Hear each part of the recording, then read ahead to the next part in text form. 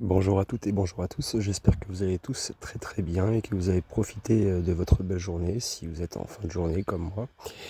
Et, euh, et j'espère aussi que les épisodes précédents vous ont plu, hein, peu importe les épisodes que vous avez vus. J'espère que ça vous plaît, en tout cas le contenu que je vous propose. On va continuer, hein, donc sur les épisodes, hein, sur le saviez-vous, le réchauffement climatique. Donc on s'était arrêté à la partie numéro 2. Là, on va parler effectivement essentiellement des cycles solaires. On va faire une petite exploration approfondie, hein, de tout ce qui le concerne. Et puis dans la section 4, bien évidemment, on parlera des cycles climatiques. Vous allez voir, ça aussi, c'est intéressant. Après, je vous laisserai. De toute façon, tous les épisodes, normalement, sont les uns après les autres à la suite. Vous n'allez pas avoir de coupure concernant les épisodes. Il n'y a pas de. Vous allez attendre une journée et puis attendre le prochain épisode. Ils arrivent tous en même temps. Comme ça, il n'y a pas de problème. Et aussi, on m'a posé la question dernièrement, pourquoi il n'y a plus d'intro. Je fais une petite annonce. Si il y a quelqu'un qui sait faire des introductions un peu visuelles, animées, qui représentent un peu ma chaîne, voilà, quelqu'un qui sait monter un peu ce genre de choses, ça me plairait bien parce qu'effectivement, j'ai pas le PC adéquat pour créer ce que vraiment je souhaite faire comme animation. Et peut-être que l'un d'entre vous qui est abonné ou qui m'écoute, peut-être il pourrait être intéressé pour me donner un coup de main à me créer une petite intro, vous voyez, de 30 secondes, 25 secondes, 30 secondes, qui représente un peu l'esprit de ma chaîne, quoi. Voilà. Bref, la pub est faite. En tout cas, n'hésitez pas à commenter dans les commentaires et de toute façon, je réponds généralement sous 1 ou 2 jours, quoi, ça dépend. Allez, on commence tout de suite par la troisième section, les cycles solaires. Donc les cycles solaires, hein, ils sont d'une durée moyenne de 11 ans. Donc c'est une caractéristique fondamentale, hein, de l'activité solaire.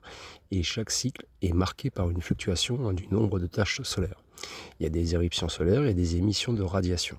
Ces phénomènes y résultent de changements, hein, dans le champ magnétique du Soleil et ça influence l'émission de l'énergie solaire dans l'espace. Donc les variations qui sont liées au cycle solaire peuvent influencer, hein, les conditions météorologiques et climatiques de la Terre. Par exemple, hein, les périodes de forte activité solaire augmentent légèrement, hein, la quantité d'énergie solaire reçue par la Terre, et ce qui peut affecter les modèles de circulation atmosphérique et océanique. Cependant, retenez bien cette information, elle est très importante, hein.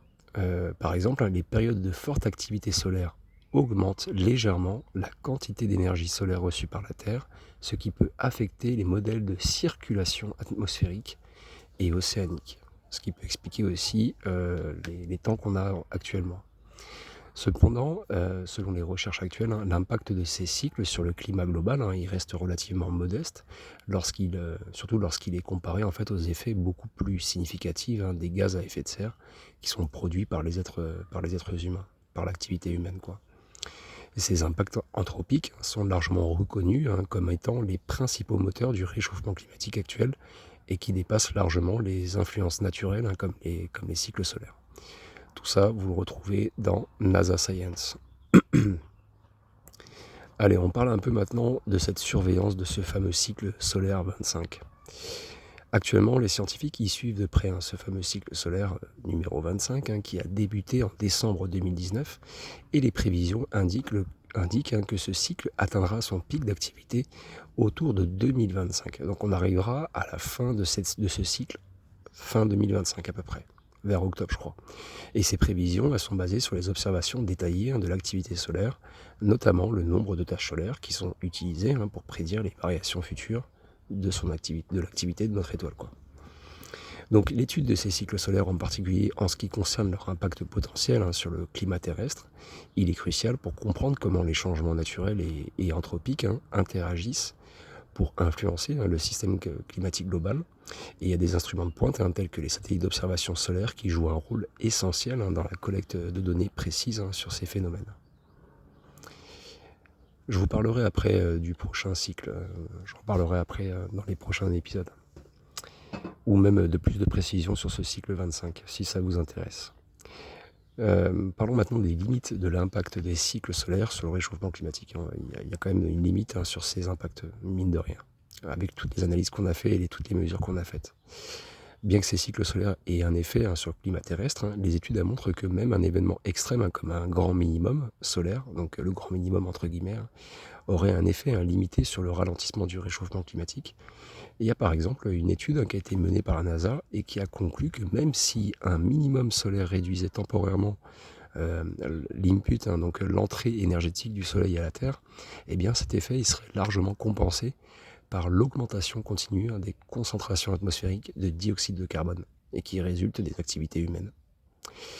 Et cette conclusion elle souligne l'importance relative des contributions humaines par rapport aux facteurs naturels dans le contexte du changement climatique actuel.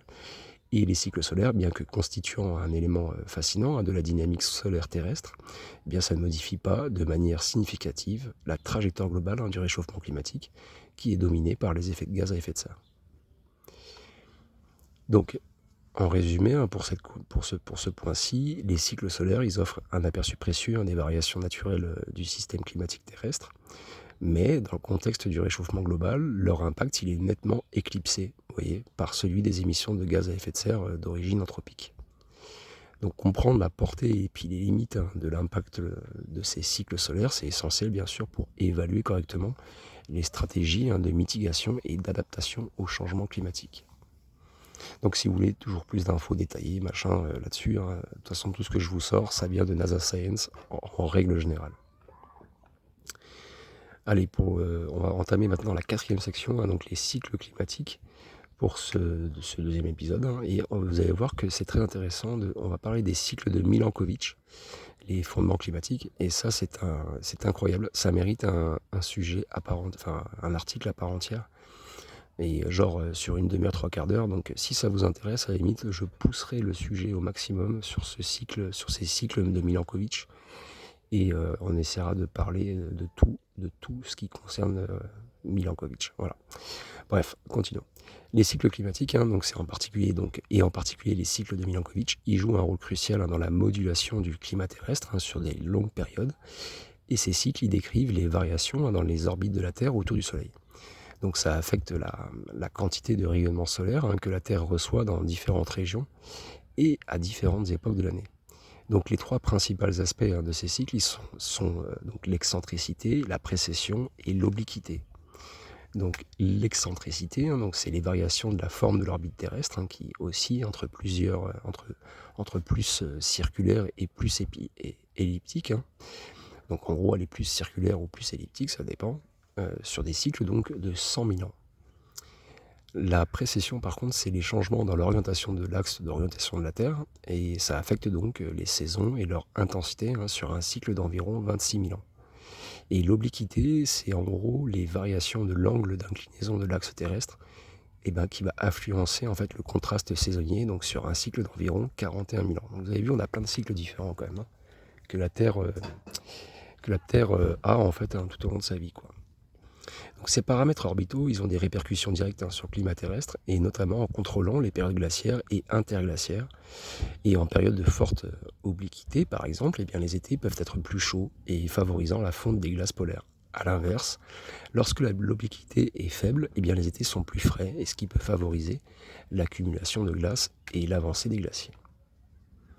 Alors quel est l'impact justement de ces cycles de Milankovitch sur le climat historique?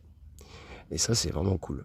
Les données géologiques et les carottes de glace, elles montrent que ces cycles de Milankovitch, en fait, ils ont été des déterminants en fait majeurs des ères glaciaires passées.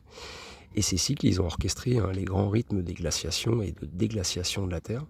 Et ça marque profondément les environnements planétaires et la biodiversité. Donc ces impacts, ils se sont manifestés sur des échelles de temps et de dizaines à centaines de milliers d'années.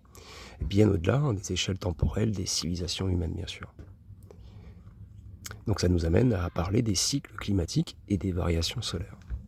Les cycles de Milankovitch, en conjonction avec les variations naturelles de l'activité solaire, comme les cycles des taches solaires de 11 ans, ça a façonné le climat de la Terre sur des millions d'années. Et cependant, il est quand même crucial de noter que, bien que ces facteurs naturels aient joué un rôle significatif dans les climats qui ont passé, les changements climatiques qui sont observés depuis le début de l'ère industrielle, ils sont vraiment dominés par l'influence anthropique, donc humaine aussi. L'époque actuelle. le changement climatique et les influences anthropiques. Donc, contrairement aux variations climatiques naturelles qui se produisent sur de longues périodes, eh bien, les changements climatiques actuels, ils se caractérisent par la rapidité et leur ampleur, largement attribuables à l'augmentation des concentrations de gaz à effet de serre d'origine humaine. Voilà. Et ces changements sont beaucoup plus rapides que ceux pouvant être induits par les cycles de Milankovitch ou même par les variations de l'activité solaire. Donc, ça souligne l'impact significatif de ces fortes émissions de gaz à effet de serre, comme le CO2 et le CH4. Et on finit donc pour clôturer ce petit épisode, tandis que donc, les cycles de Milankovitch et les variations solaires, elles ont joué des rôles essentiels dans la modulation des climats préhistoriques de la Terre, eh bien les changements climatiques qu'on observe aujourd'hui, ils sont principalement le résultat des activités humaines, malheureusement. Et cette compréhension, elle est essentielle pour cibler efficacement les mesures, pour régler et adapter, et s'adapter par rapport à ce changement climatique global actuel. Et ça, selon moi, ça demandera des efforts incroyables de notre part pour préserver notre chère planète. Voilà, pour l'épisode numéro 3, on continuera sur la section 5 des prédictions futures. Vous allez voir qu'on parlera un petit peu de qu'est-ce qui pourrait se passer dans cette continuité du réchauffement global, quel est l'impact d'un grand minimum solaire, les scénarios futurs, les conséquences des augmentations de température. Et on parlera aussi du réchauffement climatique. Est-ce que c'est est-ce que c'est notre faute, est-ce que c'est de la faute de l'homme? Voilà, on va voir en fonction de tout ce qu'on a dit. Est-ce que c'est réellement de notre faute ou pas? Et peut-être que dans un autre épisode, qui sera beaucoup plus court, on fera un petit bonus sur la durabilité finalement des civilisations avancées sur des planètes habitables.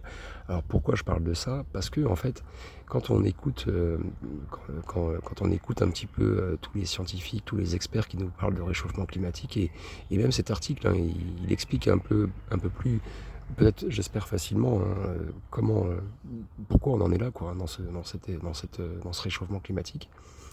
Eh bien, je me suis posé la question, mais putain, en fait, finalement, c'est peut-être le destin de toute civilisation qui évolue dans l'univers, quoi. Je veux dire, il y a tellement de galaxies dans notre univers qu'il y aurait forcément des milliards et des milliards de planètes qui seraient habitables, et donc forcément, une civilisation qui évolue comme nous, de la préhistoire jusqu'à obtenir des technologies qui sont quand même très très incroyables, qui sont incroyables, quoi. Mais bon, après, là, on n'est pas encore au top du top, mais je veux dire, imaginez que dans 200 ans, on puisse utiliser déjà un peu la lumière de notre étoile, déjà, comme une sphère de Dyson, par exemple. Là, on commencerait à vraiment rentrer dans le dur. Et peut-être que ce genre de technologie, finalement, ça reste que de la science-fiction, parce que en fait, toutes les civilisations qui ont essayé, en fait, d'évoluer, se sont forcément autodétruits de par plusieurs paramètres. Il y en a un déjà qui me semble logique maintenant, c'est la capacité de notre planète, ou de leur planète. Puisque notre planète Terre, c'est une planète finie, et elle ne peut pas être infinie. On ne peut pas être infini sur une planète finie, on ne peut pas consommer à l'infini sur une planète finie.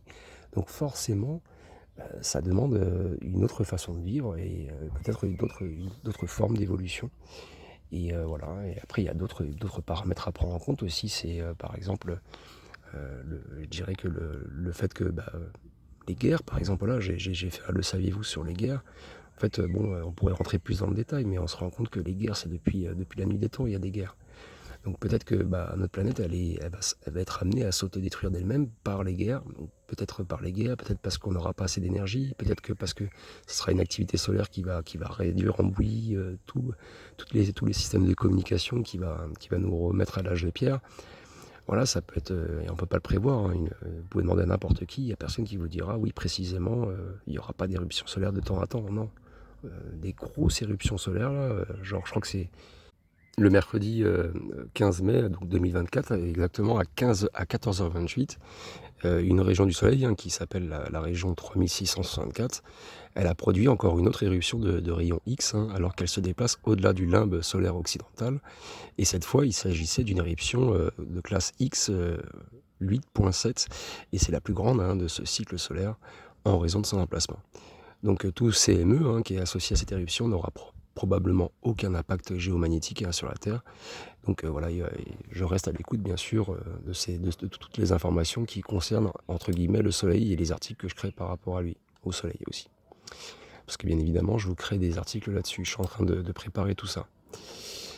Voilà, donc en tout cas, j'espère que ça vous a plu, pour cet épisode. Nous allons donc, continuer, hein, donc, pour le prochain épisode sur ces prochaines sections. J'espère que ça vous a plu et je vous dis à très bientôt. Prenez une belle journée, passez une belle journée, pardon, passez une belle soirée. Prenez soin de vous. À très bientôt. Ciao, ciao.